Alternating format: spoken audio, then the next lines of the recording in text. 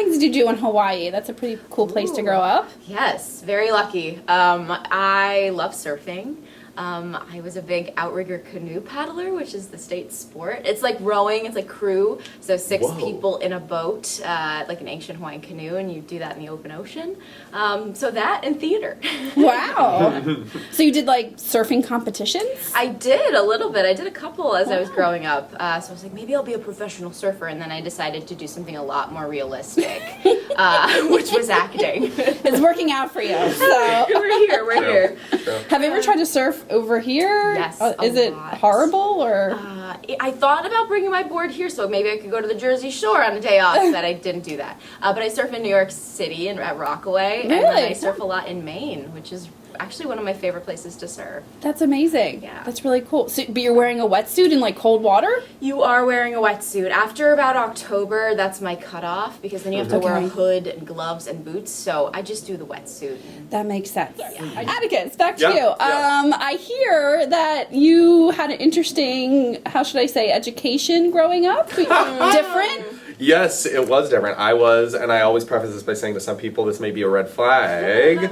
I was homeschooled my whole life until college in the San Francisco area. That's me. So, Yeah. I mean, did you go to conferences or how'd you interact? Or? Yeah, no, it was the term I guess is kind of misleading because my brother and when I say we were very socialized. We were part of a bunch of homeschooler groups in the area. At the time, this would have been, the early 2000s, San Francisco was a particularly, I think, good place for that kind of education. There were just a lot of resources for it, a lot of groups, a lot of classes. The classes just weren't usually through one centralized source or institution.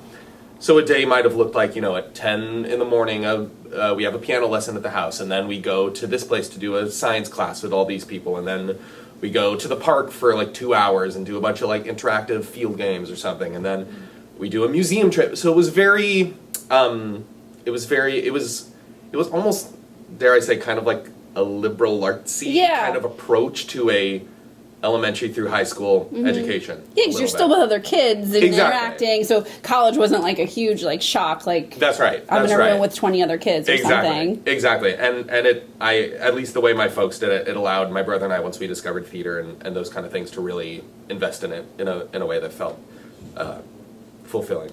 That's amazing. Yeah, that's awesome. I loved it. That's great. Yeah. So I didn't ask you, Atticus, about your current hobbies. What are you doing in your downtime? Hobbies. Oh gosh. Well, I'm definitely a bit of a movie addict. Already, since being here most evenings, I would say after rehearsal, I'll put on a movie and try and get through it in the evening. I grew up in a lot of old movies, like old, like black and white, silent, Charlie Chaplin, all that stuff. So that's always close to my heart, those kind of movies.